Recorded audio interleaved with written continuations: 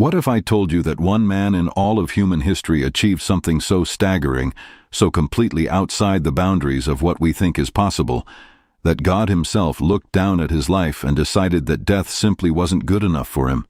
Not a hero who survived impossible odds, not a warrior who cheated death on a battlefield, not a king who built an empire that outlasted him, a man who walked out of this world entirely, no grave, no final breath, no tombstone with dates carved into it, just gone, taken. In a world drowning in wickedness, where violence had spread across the earth like a flood, and humanity had all but forgotten the God who created them, one man lived so close to the Almighty that after 365 years on this earth, God simply said, "Enough. Come home." And Enoch went. This is his story, the story of the seventh from Adam. The man who walked so deeply in fellowship with God that the line between heaven and earth blurred beneath his feet.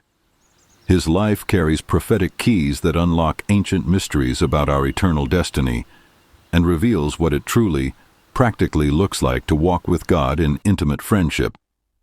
Get ready. Because one man's faith didn't just change his own life, it echoes through eternity. The sacred line. The story doesn't begin with Enoch, it begins with a tragedy. When Adam and Eve lost their son Abel, murdered by his own brother's jealous rage, the grief must have felt unbearable. They had been cast out of paradise. Now they had lost a son, and the son who took him was a killer. But God in his mercy gave them another child. Genesis 4:25 tells us that Adam knew his wife again, and she bore a son and named him Seth. And she said something when she named him. God has appointed another seed for me instead of Abel, whom Cain killed. This wasn't just the birth of another baby. This was the beginning of a holy lineage, a sacred thread that God was weaving through human history, a line of men and women who would carry the flame of righteousness through the darkest chapters the world had ever seen. From Seth came a line of seekers.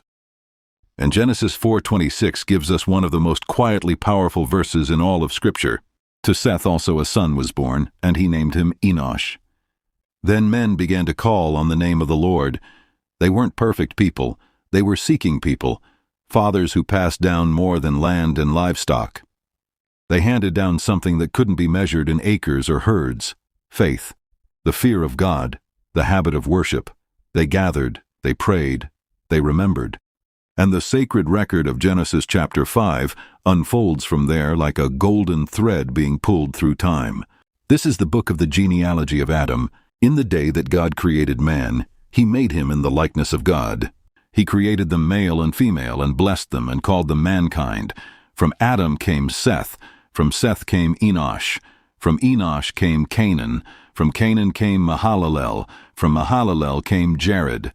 Each generation carried something precious, the knowledge of God and the unbroken promise of his presence. And these men lived long, staggeringly, almost incomprehensibly long. Adam himself lived 930 years, long enough to personally know 9 generations of his own descendants. Seth lived 912 years, watching the world shift from a place of innocence to a place of growing shadow.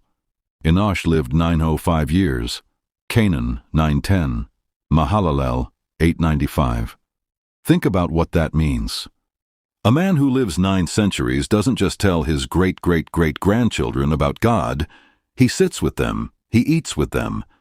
He is the living proof of everything he's teaching.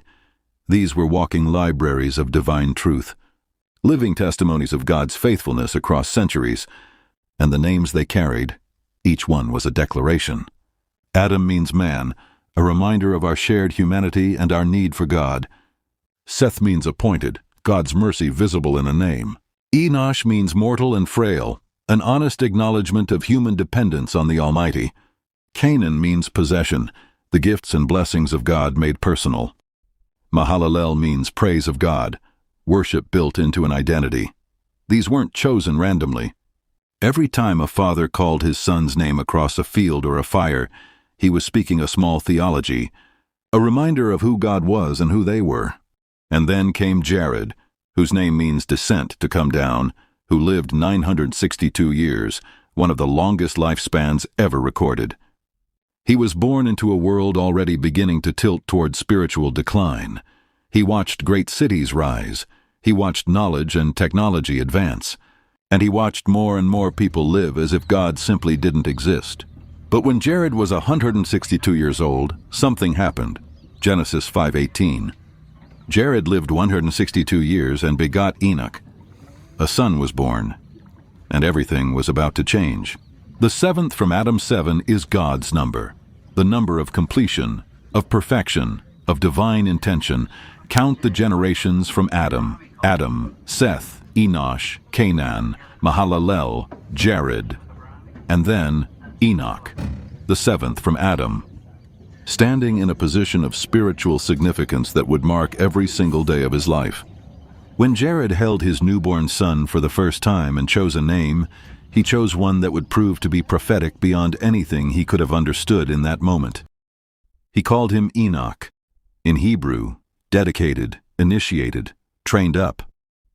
In a world where names carried weight, where names declared destiny, where names were spoken over a child as a kind of blessing and a kind of prophecy, Jared looked at his newborn son and declared, "This one is dedicated. This one is set apart. This one is being prepared for something." Every time someone called his name, they were unknowingly prophesying over him. Dedicated, set apart for a specific sacred purpose, separated from ordinary pursuits to focus on something eternal. Initiated, brought into sacred knowledge, welcomed into divine mysteries that the rest of the world couldn't access or understand. Trained up, equipped, prepared, made ready for a calling greater than anything ordinary life could contain. His name was a prophecy, and his life would become its fulfillment. But the world Enoch was born into was not a peaceful one. It was not a world tilting toward God. It was a world sliding in the opposite direction. A world at war with itself. Genesis 6:5 would later describe this era in haunting terms. Then the Lord saw that the wickedness of man was great in the earth, and that every intent of the thoughts of his heart was only evil, continually, not occasionally, not partially, continually. And Genesis 6:11 goes further. The earth also was corrupt before God, and the earth was filled with violence. This wasn't a world where evil lurked in the shadows. Evil had moved into the streets. Violence had become normal. The strong dominated the weak. People took what they wanted. Justice was a fading memory. The very foundations of human society were crumbling under the weight of a world that had turned its back on its creator. And there were two lines of people living side by side in this world, and they could not have been more different. The descendants of Cain had built something impressive, something that looked on the surface like civilization. Genesis 4:20-22 tells us the story. Jabal was the father of those who raise livestock and live in tents.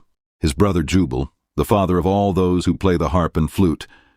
And Tubal-Cain, an instructor of every craftsman in bronze and iron, music, metalwork, architecture, animal husbandry. These weren't simple people. They were innovators, artists, builders. They had developed beautiful melodies that could stir the human soul. They had mastered metalwork, forging tools and weapons that gave them power over their environment. They had advanced technology, accumulated wealth, built cities that rose from the earth like monuments to human ambition. But for all of it, something was missing. They had knowledge, but no wisdom. Power, but no peace. Achievement, but no lasting joy. And most critically, they had no relationship with the God who had made them. They lived as if he didn't exist, as if they were the masters of their own fate, as if this world was all there was, and their cities were filled with violence and corruption. Their hearts were hardened by pride. They had built towers, but they couldn't escape the emptiness inside them. In stark, complete contrast, the descendants of Seth had chosen a different path entirely. No impressive skylines, no famous craftsmen, no monuments to human greatness. What they had was this. They called upon the name of the Lord. They gathered, they worshipped, they prayed, they remembered. They told the old stories, of the garden, of the fall, of God's promise that a Savior was coming. They lived with the understanding that this world was temporary, that their true home was somewhere else, that their abilities and blessings came from God, and they lived in gratitude for it.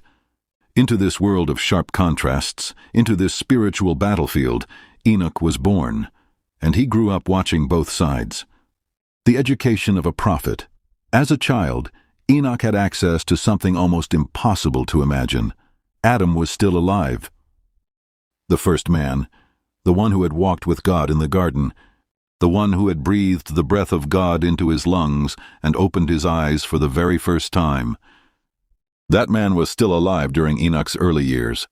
Imagine being a young boy and sitting across from Adam, hearing in that ancient voice what the garden actually smelled like in the morning, what it sounded like when God walked through it in the cool of the day, what it felt like to stand in the full, unbroken presence of the Creator.